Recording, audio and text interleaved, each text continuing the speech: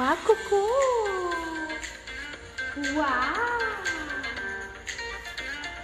Waouh, t'as des belles plumes aujourd'hui, waouh, papa! C'était le beau pour les gens. Waouh!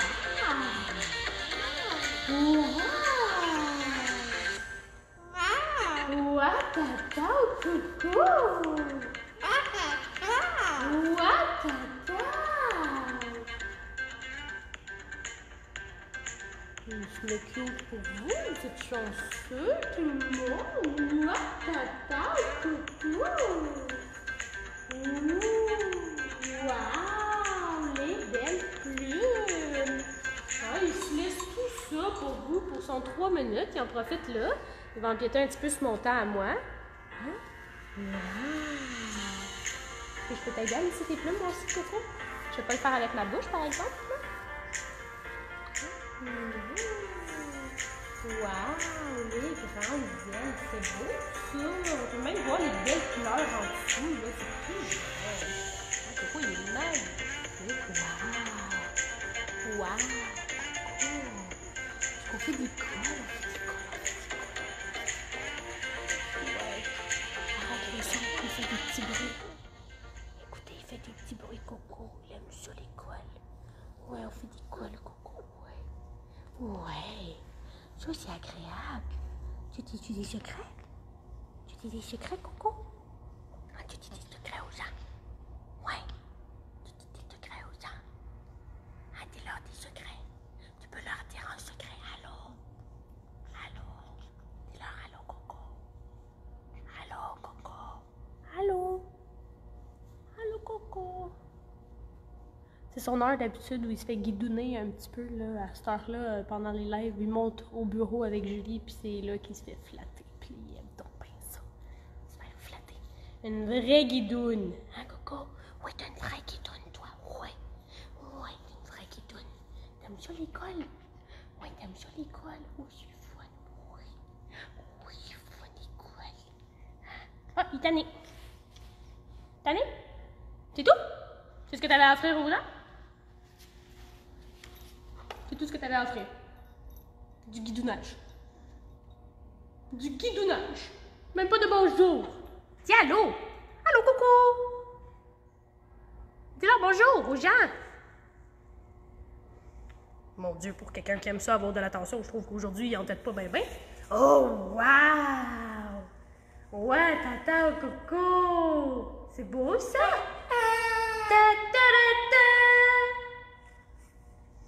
Ouh, attention, là, il vous sort. Waouh, Coco! Double wow! Ouais, tata! Allez, il vous a sorti le grand jeu. Regardez mes belles plumes! Hein? Pas fini de te nettoyer encore? Bon, ben pendant qu'il se nettoie, bonjour tout le monde! Donc aujourd'hui, on fait un live sur les geckos. C'est l'avant-dernier live qu'on va faire sur notre page Facebook.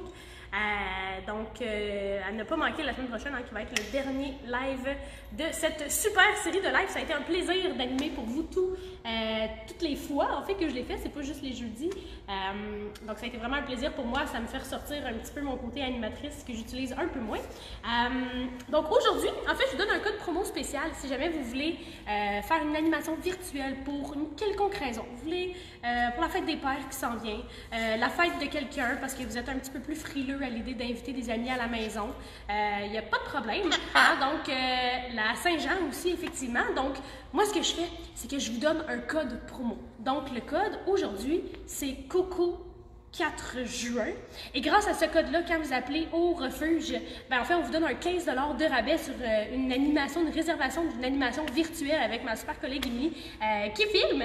Donc, vous allez voir, là, elle est excellente. C'est vraiment super cool comme activité. C'est une belle façon d'aller chercher un peu tout le monde, hein? Autant quelqu'un qui habite à Calgary peut assister à l'activité en virtuel. Donc, c'est vraiment super chouette. Donc, Coco, est-ce que, même si tu n'as pas fini de te nettoyer, ça te dérange si on passe au suivant? Non, pas de dérange. Attention, Coco, on se tient. On dit bye-bye aux gens. Bye-bye. Bye, Coco. Et voilà. Super. Donc, pour ceux qui ne me connaissent pas encore, mon nom c'est Roxane. Pendant la vidéo, en fait, si vous avez des questions à poser, posez-les en commentaire, ça va me faire super plaisir. c'est l'avant-dernière fois que j'ai ce privilège. Donc, posez-les en commentaire, on va y répondre en live, sinon ça va être par écrit par la suite. Et je me lance de ce pas avec mes super amis geckos. Donc, le premier animal que je vous présente, c'est un gecko à queue grasse. Donc, son nom, c'est Kayla. Allô, fille. Donc, voici la belle Kayla. Donc, vous allez remarquer, en fait, que les scientifiques, souvent, ils se cassent pas trop la tête pour trouver le nom de certaines espèces animales. Hein. Ils vont y aller avec ce qu'ils voient. Kayla, c'est une femelle, donc elle est toute petite. Les mâles sont un petit peu plus gros. Et les geckos, ben, généralement, ils vont avoir une queue qui est un petit peu plus grosse. Hein. Donc, quand ils ont découvert ce super gecko, ben, ils se sont dit, mais pourquoi ne pas l'appeler le gecko à queue grasse? Il a une queue grasse. Hein? Pardon. Donc, voilà le gecko à queue grasse. D'où ça vient, cette espèce de gecko-là? Ben, c'est bien simple, Émilie. On fait un tour du globe. Avec mon amie Kayla, on va aller trouver son pays d'origine, ma chérie. Donc, le gecko à queue grasse, c'est un animal... Oh, on était bien parti. C'est un animal qui va habiter en Afrique, donc évidemment dans les endroits qui sont relativement chauds et désertiques. Et plus précisément, j'ai dit tout à l'heure que... je l'avais trouvé tantôt. Ici, le Sénégal. Ah, donc c'est là, en majorité, qu'on va retrouver les geckos à queue grasse. Donc, un petit pays africain où il fait bien chaud.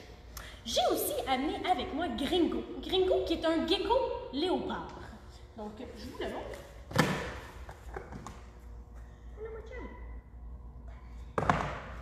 Donc, je vais mettre Gringo un peu plus loin. Hein. L'idée, ce n'est pas que les deux soient côte à côte et qu'ils se rencontrent nécessairement. Donc, mon ami Gringo, juste ici, le gecko léopard, qui lui vient de l'Afghanistan, du Pakistan, de l'Ouzbékistan, tout ce qui se trouve dans ce coin-là, lui, c'est dans ce genre de pays-là qu'il va habiter. Donc, il va avoir grosso modo le même type d'environnement que mon ami Kayla. Hein? Donc, un environnement qui va être désertique, semi-désertique, qui peut être rocheux aussi. Et il peut habiter dans des forêts tropicales sèches. Hein? Donc, ça, c'est un peu étrange. On a souvent l'habitude d'entendre des forêts tropicales humides, mais dans leur cas, à eux, c'est les forêts tropicales sèches. Donc, évidemment, où il n'y a pas beaucoup d'humidité. Et on les retrouve beaucoup, justement, dans les environnements qui sont sablonneux comme ça. Pourquoi? Ben parce que c'est une bonne technique pour eux pour se camoufler, hein, pour passer inaperçus. Donc, ces deux petits geckos-là, en fait, ces deux espèces sont des espèces de geckos qui sont nocturnes. Donc, pendant la journée, ben, ils vont pas mal dormir. Et c'est plutôt la nuit qu'ils vont être éveillés. Et là, comment on fait pour savoir que mon gecko, il est nocturne? Eh bien, c'est simple. On va regarder sur l'œil de mon ami Gringo ici. Voyez-vous? Gringo bouge pas trop. Voyez-vous la pupille, hein, qui est verticale, un peu comme celle d'un chat. Donc ça, c'est un signe que mon petit gecko ici présent est un animal nocturne. Donc, lorsqu'il y a beaucoup de lumière, bien, la pupille, elle va avoir l'apparence d'une fente. Hein? Donc, pour éviter qu'il y ait trop de lumière qui rentre dans les yeux et que ça les aveugle, la nuit, évidemment, cette pupille-là, bien, elle va s'élargir et elle va faire en sorte justement d'aller capter un maximum de lumière pour aller savoir ce qui se passe autour d'eux. Les animaux qui sont nocturnes, généralement, ne voient pas très bien les couleurs.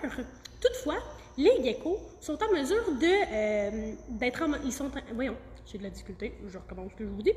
Donc, les geckos sont en mesure de savoir quelle couleur est quelle couleur. Donc, ils peuvent distinguer les différentes couleurs. Et les geckos léopards, ce sont vraiment les lézards qui ont la meilleure vision.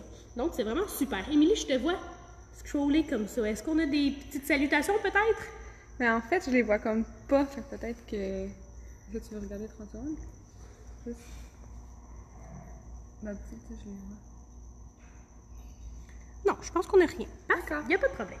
OK. Donc, voilà pour les super geckos.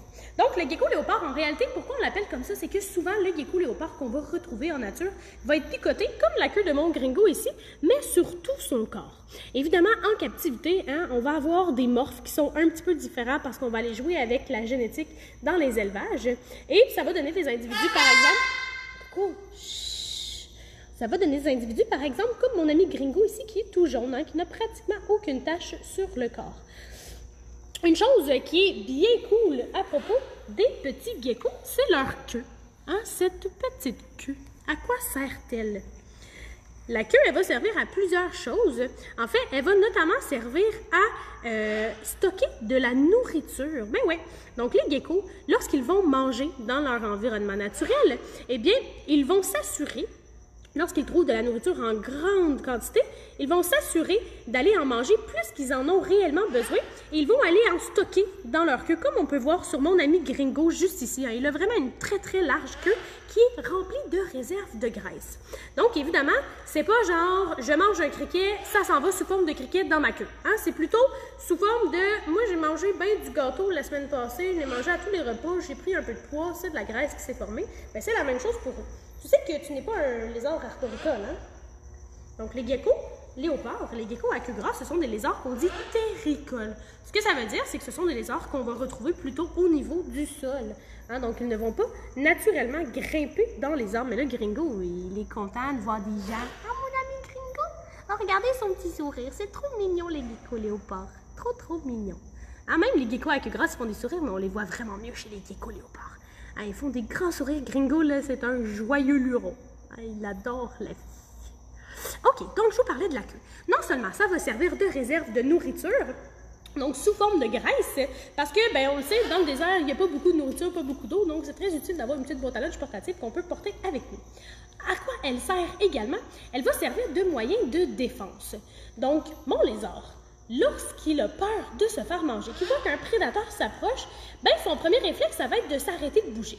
Évidemment, l'immobilité, c'est un très bon moyen de défense pour plusieurs types d'animaux. Là, tu t'en vas te cacher, mon ami Gringo. Les gens, ils ne pourront plus te voir, ils vont plus te trouver.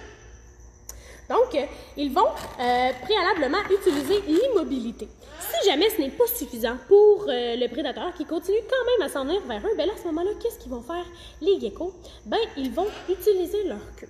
Ils vont contracter des muscles qui se trouvent à la base de leur queue et ces muscles-là vont faire en sorte que la queue va se détacher. On appelle ça de l'autotomie. L'autotomie, ça veut dire que c'est la capacité, en fait, de laisser tomber une partie de son corps volontairement.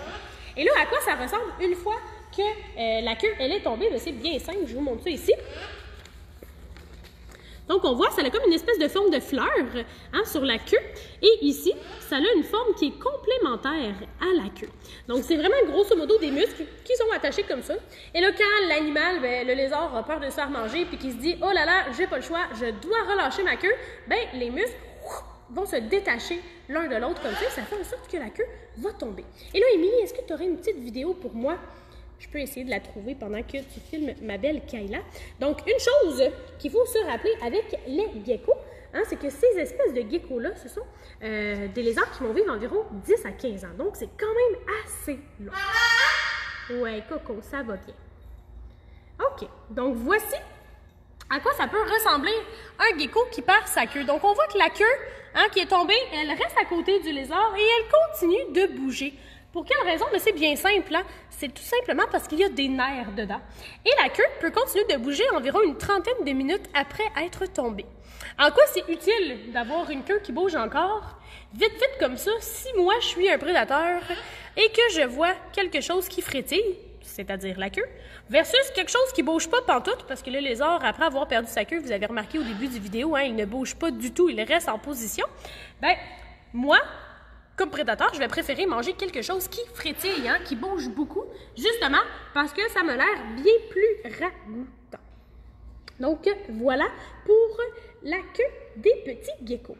Et là, une chose qui est vraiment super chouette avec les geckos à queue grasse, on ne le voit pas sur mon amie Kayla ici, parce qu'elle est toute petite, et c'est une super gecko qui n'a jamais perdu sa queue. Un Gringo non plus n'a jamais perdu sa queue, mais les geckos à queue grasse, lorsqu'ils perdent leur queue, une première fois, bien, la queue, elle va repousser. Hein? Chez la majorité des geckos, la queue peut repousser.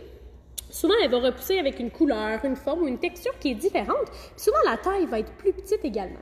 Eh bien, chez les geckos à queue grasse, lorsqu'ils vont faire repousser leur queue, ce qui est fascinant, c'est que la deuxième queue qui va pousser va avoir une forme qui est complètement différente. Elle va vraiment ressembler, si je fais un zoom, là, à la tête du lézard. En quoi c'est utile? On fait une mise en situation. Je suis un prédateur, j'ai bien envie de manger ce petit gecko qui est Kayla. Et là, elle a une queue ici qui ressemble à une tête. Hein? Donc, je m'approche elle bouge pas. Je la regarde là, dans les yeux. Les faux yeux. Ça va bien, Coco, merci. Je la regarde dans ses faux yeux, hein, parce que sa tête est de ce côté-là en réalité. Puis là, je me dis, ça y est, je le sais que ça va fonctionner. Je vais pouvoir croquer direct dans sa tête, puis elle ne pourra pas se sauver.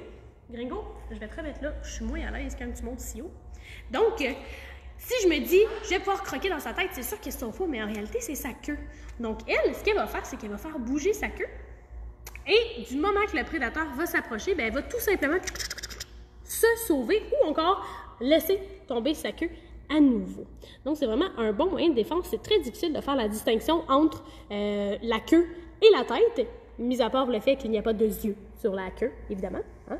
Donc, voilà pour la queue des geckos à queue crasse. Donc, c'est quelque chose qui est vraiment fascinant. Qu'est-ce que ça mange un gecko? Hein, donc, ce sont des animaux qui sont majoritairement insectivores. Donc, ils vont vraiment se nourrir de plusieurs types d'insectes. Donc, en captivité, souvent, ça va être des vers ou des grillons qu'on va leur donner. Parfois, ça peut arriver aussi qu'ils vont manger des petits animaux, comme par exemple des souriceaux. Hein, donc, ça, c'est vraiment quand ils ont besoin d'avoir un petit boost d'énergie. Par exemple, ils ont perdu leur queue, ils veulent la faire repousser, bien là, ils ont tout intérêt à aller manger quelque chose qui va leur donner un bon boost de protéines pour qu'ils soient en mesure de régénérer les petites cellules de leur queue. Et là, ce que je vais faire, je vais mettre... Ouais, t'as vu ton ami, hein? Il est à mon ami Gringo, regarde ici. Là, le problème avec les geckos, je vous ai dit que ça voyait bien, mais c'est sûr que si c'est pas au niveau de son œil, ça se peut qu'il ne le voit pas. Gringo. Oh, je l'ai, le verre. Le vois-tu? Ça se peut aussi qu'il n'ait aucune envie de manger un verre. C'est fort possible. Gringo.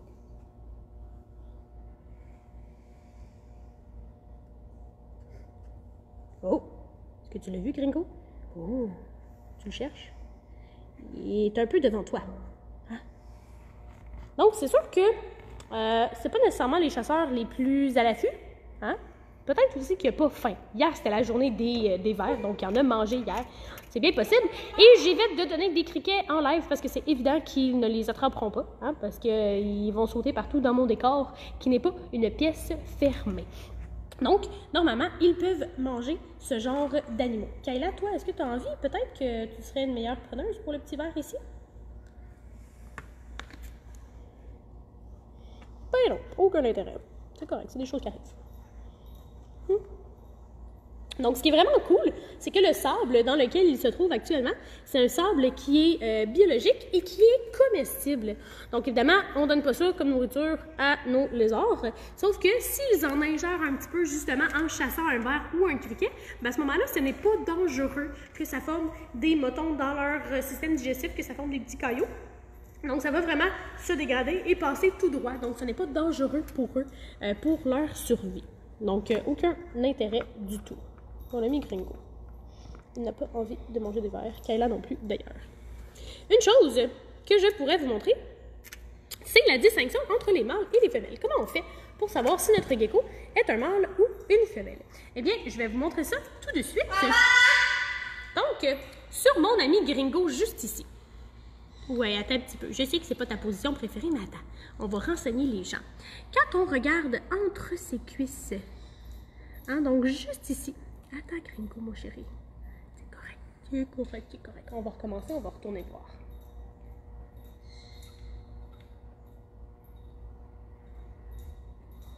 OK. Donc, quand on regarde entre les cuisses, juste ici, près de mon petit doigt, hein, donc on va voir qu'il y a des petits picots. Donc, en forme de triangle. Ces petits picots-là, c'est ce qu'on appelle des pores fémoraux. Donc, ce sont les mâles qui vont en avoir. Donc, c'est vraiment la technique ultime chez les geckos là, pour déterminer si ce sont des mâles ou des femelles que nous avons à la maison. Les femelles, bien évidemment, elles n'en ont pas du tout. Je peux vous montrer sur mon amie Kayla. Kayla, qui n'a absolument rien entre ses cuisses, hein, donc aucun petit trou qu'on appelle les pores fémoraux. Évidemment, on peut regarder la taille. Généralement, ça va tourner autour de 20-25 cm les geckos en général. Si on fait la comparaison, gecko à queue grasse, gecko léopard, ben mon amie Kayla est un petit peu plus petite, mais c'est rare que c'est une très très grosse différence. Il faut vraiment regarder plutôt là, les pores fémoraux.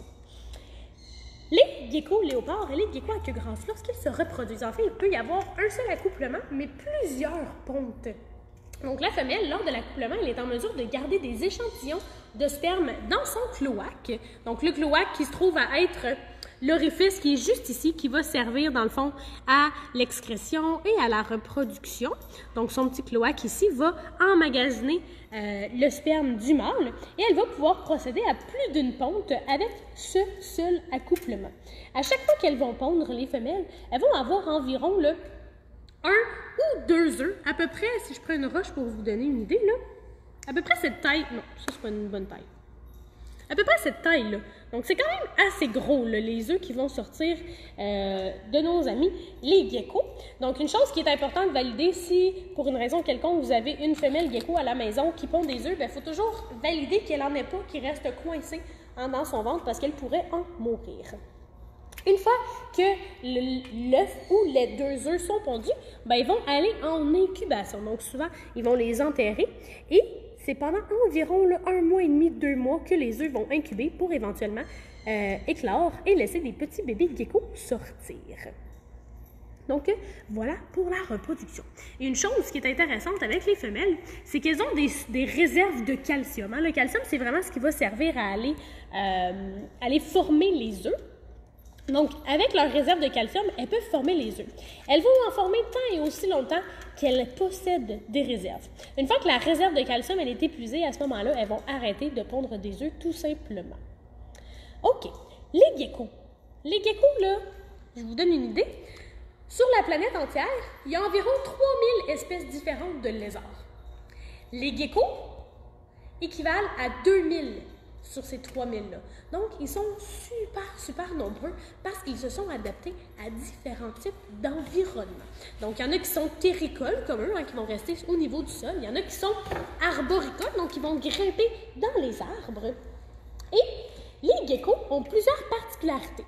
Donc, la majorité des geckos ne possèdent pas de paupières. Évidemment, ce n'est pas le cas de mon ami Gringo ni de mon ami Kayla ici. Hein. On voit Kayla qui cligne des yeux depuis tout à l'heure. Donc, eux, ils possèdent une paupière. Mais pour tous ceux qui n'en possèdent pas, leur œil va être protégé par une petite écaille qui est transparente, un peu comme chez les serpents. Et souvent, ce qu'ils vont faire, s'ils ont, par exemple, de la saleté dans les yeux ou encore qu'ils ont besoin d'humidifier leur œil, à ce moment-là, ils vont sortir leur langue sur le côté de leur bouche, juste ici. Hein? Puis, ils vont aller lécher leurs yeux, tout simplement. Même ceux qui ont des paupières, là, ils vont le faire. C'est quelque chose qui est assez fréquent. Autre particularité qu'ils ont, les geckos, on le sait, hein, il y en a plusieurs qui sont en mesure de coller sur les murs. Donc, grâce à des petits poils spéciaux qu'ils ont sous les pattes. Ce n'est pas le cas de Kayla ni de Gringo, mais par exemple, nos amis geckos. Une particularité qu'aucun autre reptile ne possède, c'est qu'ils ont la capacité de faire des sons. Les reptiles, hein, donc on prend par exemple une tortue. Une tortue, c'est vrai que ça peut faire des sons, par exemple. Chez les lézards, disons plutôt, ce sont les seuls types de lézards à être en mesure d'émettre des sons. Parce que c'est vrai que les tortues, lorsqu'elles s'accouplent, elles vont faire des sons. C'est pas un bon exemple. Donc, ils vont émettre des sons particuliers. Et là, je vais vous faire entendre un petit peu les sons. Hein? Écoutez bien. Le son prédominant que vous allez entendre, c'est « toqué »,« toqué », qui vient du gecko toqué. Hein? Donc, on l'a appelé ainsi à cause du son qu'il faisait. Donc, je vous parle, la vidéo, ce ne sera pas bien long. On réactive le son. Donc ça, oups, je vais peser là où il ne fallait pas, excusez-moi. Donc, ça ressemble un peu à des roucoulements, si on veut. Hein, donc ça, c'est des bruits que les geckos peuvent émettre. Vous voyez, Gringo est réactif.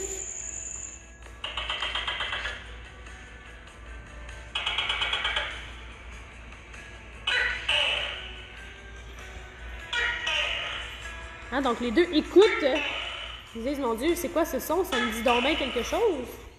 Hein, donc, voilà pour le son qu'émettent les geckos. Donc, ce sont, dans le fond, c'est une conjugaison de leurs poumons et leur larynx qui leur permet de faire ça. Ils n'ont pas de cordes vocales comme nous, par exemple. Donc, c'est pas mal ça, en fait, qui va terminer. Non, c'est pas vrai, je voulais vous montrer un dernier petit truc, c'est vrai. Je crois que je l'ai laissé vite dans le local. Émilie, filme les geckos, je reviens super vite.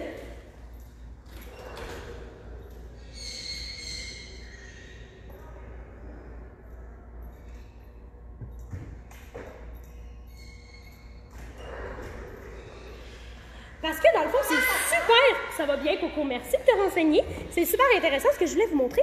Ben, on le sait, hein? Oh, oh, oh! On le sait, les geckos, ce sont des lézards. Et les lézards, ben, ils vont muer pour changer leurs écailles, pour grandir. Et ça, c'est une petite patte. Je vais faire attention parce que ça part dans le vent quand je souffle dessus. C'est une petite patte qu'on a récupérée. C'est trop mignon!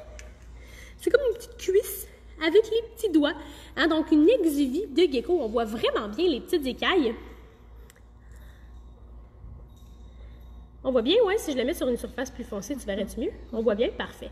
Donc, normalement, ça c'est fascinant qu'on ait trouvé un bout, parce que normalement, les geckos vont manger leur exuvie.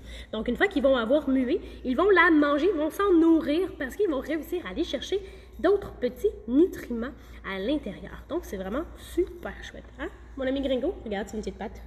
C'est peut-être même la tienne. Aucun intérêt pour la petite patte? Regarde. Ouh! Hein, donc, ce qui est vraiment cool, c'est que les geckos, quand ils vont muer, ils vont vraiment enlever leurs petites pattes comme ça, un peu comme si c'était un bas de nylon. Donc, ils vont vraiment tirer dessus sur chacun des petits doigts, évidemment, dans leur cas à eux. Donc, pas les orteils, mais ils vont vraiment l'enlever tout délicatement pour ensuite bien le manger. Donc, voilà. Maintenant, c'est vrai, c'est ce qui va terminer notre capsule sur les geckos. Et là, je crois qu'Émilie, elle vous présente là, les trous sur le côté de la tête. Qu'est-ce que c'est, grosso modo, ces petits trous-là? Mais en fait, ce sont des oreilles, tout simplement. Donc, c'est vraiment par là qu'il va réussir à entendre les sons sommaires. Hein? On s'entend qu'il n'entend pas très, très bien comme nous. Donc, il va entendre les petits sons sommaires. Et il va entendre, évidemment, les vibrations. Donc, je vous souhaite une belle fin de journée, tout le monde. Merci d'avoir été présent avec moi. Si vous avez des questions, écrivez-les en commentaire. Je vais y répondre. Ça va me faire super plaisir.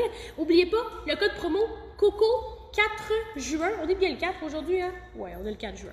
4 juin, si vous voulez un 15 $ de rabais sur une animation virtuelle avec ma super collègue Émilie. Donc, sur ce, moi, je vous souhaite une belle fin de journée, tout le monde. Bye bye!